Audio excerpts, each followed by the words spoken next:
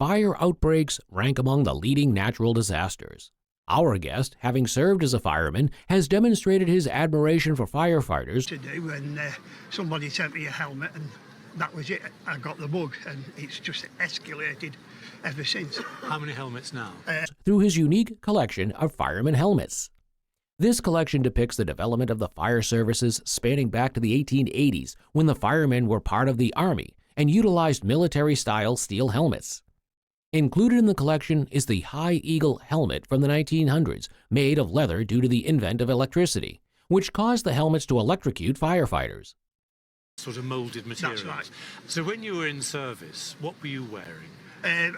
One similar to that one down there with the two red stripes on. Yeah. But Alongside various other helmets made from different materials. This collection is a treasure trove of history, estimated at that's right. So that's creeping up to 25,000, Right. isn't it? Yeah. You can tell the story of the fire service better than anybody else. The guest's great-grandfather was a surgeon in Civil War, and the guest was unsure if this was a wedding gift or a thank you gift for surgery by a Navajo chief. The guest believed it was Ute chief named Colorow, and both guests' great-grandfather and chief were companions who used to share war stories together. The appraiser confirmed the story that Colorow was indeed a Ute chief, and he lived from 1808 to 1888. The appraiser identified the blanket as Second Phase's chief blanket made by Navajo, who started making these blankets in the early 19th century. First Phase blankets had white and brown stripes, but these Second Phase had these boxes and border designs and were made in the 1840s. This particular blanket dates back to the 1850s and featured stunning natural dyes such as indigo, brown, and ivory, complemented by a red dye derived from bugs. The blanket had a lot of restoration process too, which was done even before the guest's great-grandfather received it. Knowing that these blankets were highly valued and was indeed an expensive gift, the appraiser estimated this blanket to be in this condition, without any restoration, I think your blanket could easily sell at auction for $60,000 to $80,000. At a lucky garage sale, the guest scored these two pressed steel toys, a Viking Construction Company truck and a matching trailer, for a mere $180. These toys turned out to be hidden gems. They are extremely rare, especially this particular type of toy, and also quite valuable in the present market. The toys were made in Cleveland in 1927 by Honaz Engineering. These were likely prototypes, possibly never reaching full-scale production. This unique characteristic significantly boosted their value. While the condition wasn't pristine, and this one had been repainted, the rarity outweighed any imperfections. Taking all these factors into account, the estimated combined value of the two toys is. The guest brought in a beautiful jade vase inherited from her husband's great-uncle Jake, a world traveler and collector with a discerning eye for Asian art. The piece is quite impressive and is a Chinese hue form, a specific type of vase meticulously crafted to resemble ancient bronze designs. There are various symbolic features on the vase like the mask, scrolls, and animal head, each detail contributing to the narrative and perceived age of the piece. The mask is what we call a taote. This interlace pattern is looking back to something called a liuwen design that you find on ancient Chinese bronze vessels. These elements were intentionally incorporated by the carver to evoke a sense of antiquity, further enhancing the value of the vase. The estimated vase's origin is between 1880 and 1900, placing it within the Qing dynasty. The most surprising detail, however, was the value, with the vase going for an auction price of Qing dynasty. Today, if this came up for auction, we would expect it to sell between $8,000 and $12,000. Okay. I am very surprised. The guest brought in a beautiful doll inherited from her great-aunt, sparking a conversation about the doll's origins and value. The doll is a German-made Kama and Reinhold doll, crafted in 1917, a bit later than the guest had anticipated. This particular doll, christened model number 117 by the manufacturer, was a popular choice among doll collectors. Unlike some of the more unsettling dolls of the era with their vacant stares and gaping mouths, this doll was known for her serene expression and closed mouth. This feature contributed to the doll's enduring appeal. The doll's body was made of a composition material, a common technique used by doll makers during that period. This material, typically a mixture of sawdust, glue, and other substances, allowed the doll makers to create realistic features while maintaining affordability. Despite its age, the doll remained in exceptional condition. Her fingers are all intact and her limbs are firmly strung, indicating careful handling over the years. Even the original mohair wig, though a bit matted, could be restored to its former glory by a skilled professional. Overall, the doll presented beautifully, and at auction could fetch. Measure it. The value of the doll in a retail setting would be between $3,500 and $4,500. That's nice.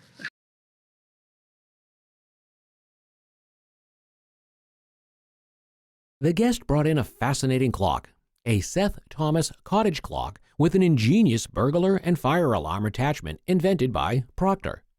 The guest inherited the clock from his terminally ill partner and knew very little about it beyond its unique features. It is a rare and ingenious contraption boasting multiple functionalities beyond simply keeping time. There are several fascinating details about the clock. Firstly, the combination of the Seth Thomas clock body and the Proctor patent burglar and fire alarm attachment made it exceptionally rare.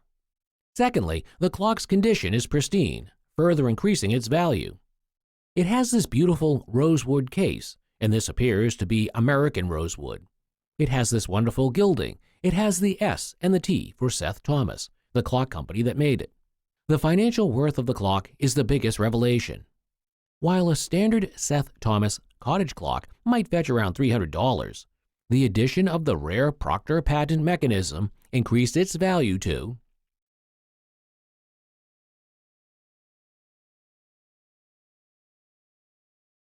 The guest inherited a beautiful inkstand, a cherished family heirloom passed down for generations.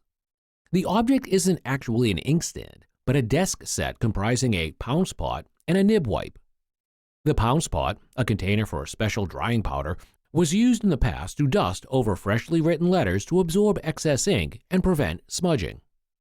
The nib wipe, the other part of the set, served to clean the pen nib. It has a delicate design and is estimated to be Georgian-era old Sheffield plate, dating back to around 1770 to 1780. While the object is of historical significance and is beautiful, the market for old Sheffield plate isn't as strong as it once was. Younger collectors aren't drawn to these pieces as much as previous generations. Despite this, the estimated value is Notwithstanding, I think at auction it should be worth something $600 to $800, something like that. Yeah. Very nice.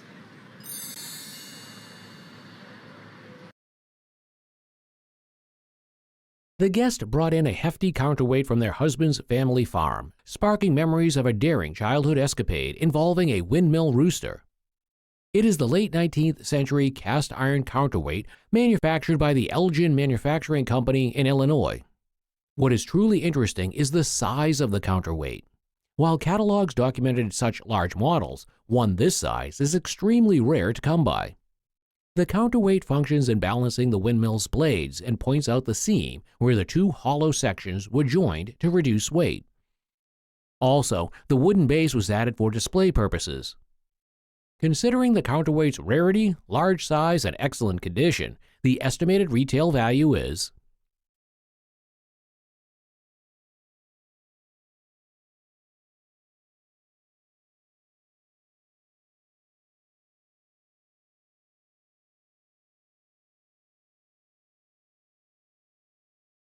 The guest inherited a fascinating Civil War-era artillery saber during a childhood trip with his mother. He was exploring an old pack house on the family property when he stumbled upon the relic hidden beneath debris. The sword is a product of Thomas Griswold & Company, a prominent retailer established in 1861 in New Orleans. The company was a major supplier of military equipment during the Civil War, and their artillery sabers were particularly well regarded for their quality and craftsmanship. One of the distinguishing features of Griswold artillery sabers was the scabbard. Unlike most artillery sabers, which had scabbards made of iron, Griswold often used copper and brass for their scabbards. These materials were not only visually appealing but also offered greater resistance to rust and corrosion, especially in the humid climate of New Orleans. The guest revealed he had it appraised before, and it was told it was worth around $10,000. This might have been accurate around 2000, when the market for Confederate artifacts was at its peak. However, the market has softened since then, placing the current value at Sword at that time probably would have brought $12,000, even $14,000. They've taken a hit along with a lot of things, and in today's world, it's probably worth more like $8,000.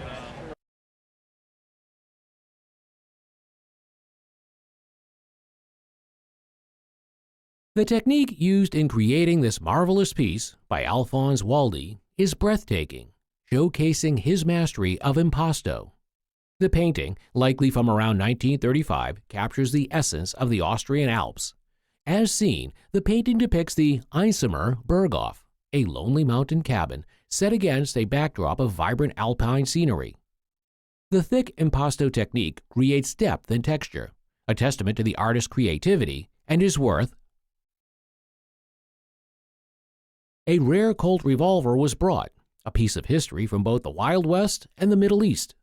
This revolver, produced by Samuel Colt in Paterson, New Jersey, is a significant relic from the early 19th century, one of the earliest models, dating back to around 1837.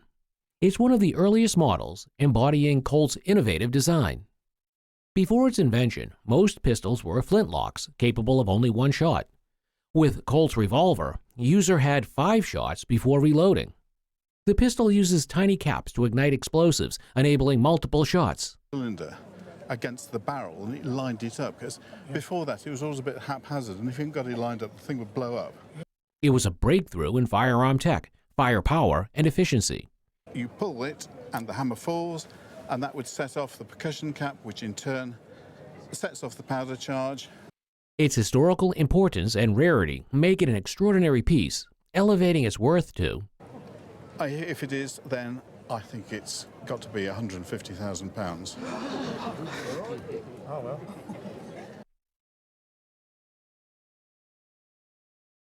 In 1930, the guest's mother bought this doll named Ella Smith, also known as an Alabama Indestructible or Roanoke doll, for 50 cents. My other dolls, they were pretty and nice, and I still have some of those. I did decide to keep it because it was one of the first dolls I had. Once, someone offered guests $2,000 for it, but she refused the offer. She told that the other doll belonged to her great-aunt and is a Colombian doll from New York. It's a stockinette doll, hand-painted with blue painted boots. Despite some wear and tear, it's in pretty good condition.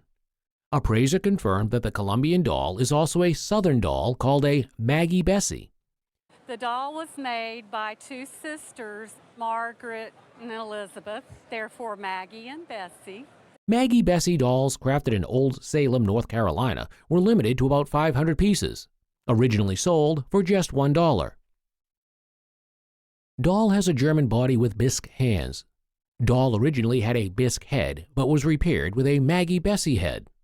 He's a boy doll with a side part hairdo, which is rare. Boys' eyes are usually brown, but his blue eyes make him even more unique. Appraiser meticulously assesses each doll individually.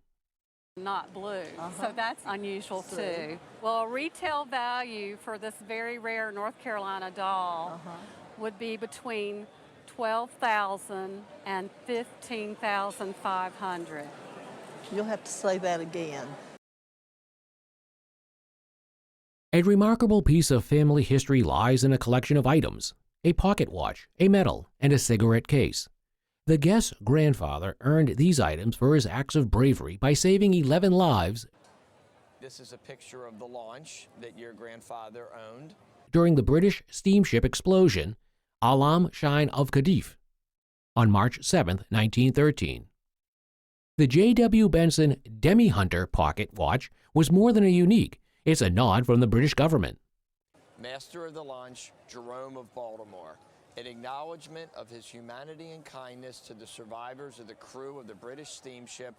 Made in England for fox hunts, this pocket watch allows one to check the time without opening it. A George V. Medal, awarded for valor in saving lives, inscribed with a tribute to good use's bravery. Lastly, a 9-carat gold English cigarette case, a gift from the ship's owner and captain. While individually valued, their true worth lies in their collective significance. A picture of your grandfather. The watch itself, as just a regular antique pocket watch, Their monetary value, along with the photographs, is considerable, ranging from would probably be something that a collector would want to pay about $1,500 for.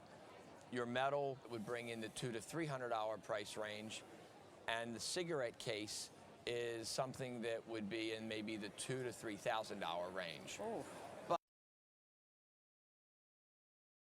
Here we have a collection of Dr. Seuss books with a fascinating backstory. The guest inherited this collection from their grandmother, who worked as Dr. Seuss's secretary in the late 1930s and early 1940s. There are several Dr. Seuss classics, some first editions, and later paintings. There are inscriptions in some of the books that is dedicated to the guest's grandmother, possibly a parting gift when she left her position. The value of all the books is $800 to $1,200.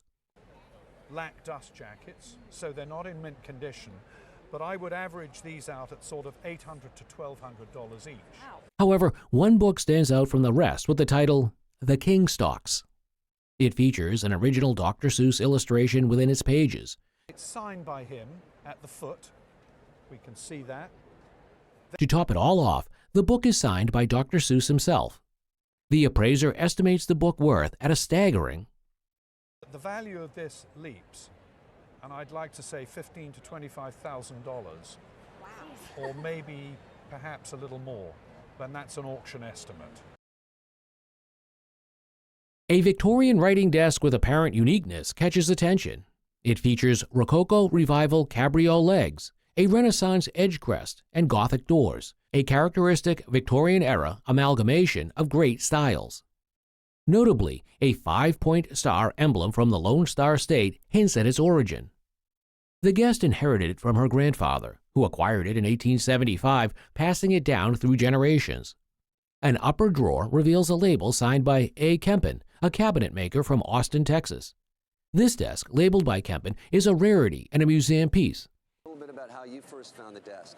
Well, my grandfather won it in a charity raffle in Austin about 1875. And Its unique provenance and documentation elevate its value to I think the estimate, the range of auction estimate I put on this is about, in fact, $8,000 to $12,000.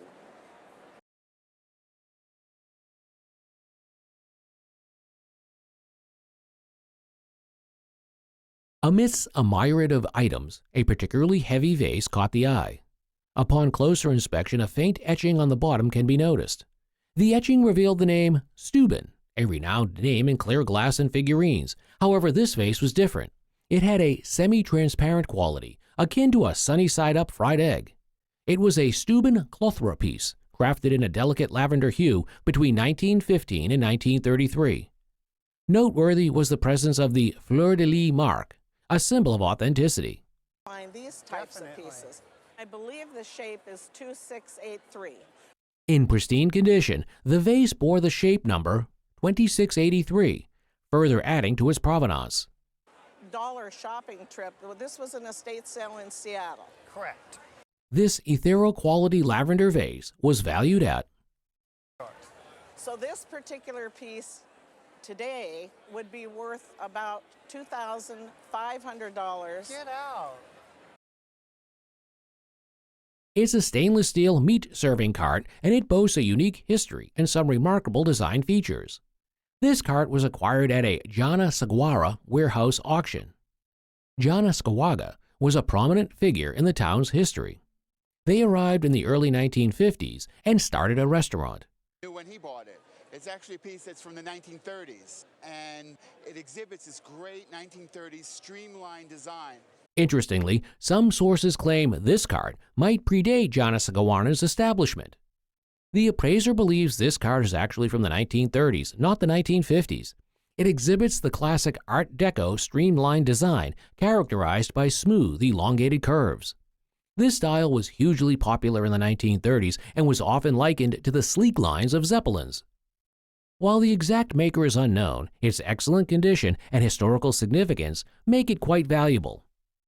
Based on these factors, an estimate of the cart's value is in the range of A piece like this at auction would probably bring between $6,000 and $8,000. The value I'm putting on is based on it as just a wonderful, wonderful example of 30s design. A guest brought forth a collection of intriguing items with rich historical significance. The guest disclosed that these treasures were passed down from their grandmother and great-grandfather. Boot moccasins, exquisite Carrier work antiques believed to date between 1870 and 1910 from trading with Native Americans in Anadarko, Oklahoma. The green color on the boots was intentional, not mold, showing their high value. The true gems of the collection were two photographs depicting Native American life in Indian Territory. One, an album photograph by W.L. Sawyers, showcased a Kyo child in a cradleboard. The other, a hand-colored tintype, featured Mr. and Mrs. Tohasin, Kyo Indians, providing a rare glimpse into personal Native American history. The monetary value of this cherished heirloom was estimated to be a stunning vase catches the eye, a piece of Art Nouveau by the Quoizel Company. The Quoizel Company, founded in 1901, had roots in Tiffany, with key figures leaving to establish their own venture, Martin Bach Sr. and Thomas Johnson. The vase, once owned by artist Florence E. Ware, was then passed down to the guest. The design stands out with triple hooked decoration and a unique combination of blue and purple. The finely engraved Quoizel signature with a K prefix suggests a circa 1910 creation. Bottom part, the color is nice. It's blue and it's purple instead of the standard, what you normally see, which would be a gold and a cream and a green. The surface bears some scratches, each with a whispered tale that slightly dims its value's shine. The vase is estimated to be worth K number. I would say in a retail setting, I would place the value between $2,500 and $3,500, really. The guest's treasure trove includes original Dr. Seuss lunchbox artwork. It was sourced from a Long Beach estate sale. These pieces, created by Aladdin in 1970, feature iconic characters like the Cat in the Hat and Horton. The collection includes the back panel depicting Horton and others, and the side panel adorned with the Sneetches, adding a whimsical touch. However, one missing panel is the one with the Cat in the Hat. Despite this, the artwork's authenticity is upheld, with the original stamps intact. Or some of the lunch boxes, and that's all I know about them. What you have here is some original artwork. This impressive unique find is valued Like this would easily bring between $10,000 and $15,000 at auction. God, really? Yeah. That's amazing.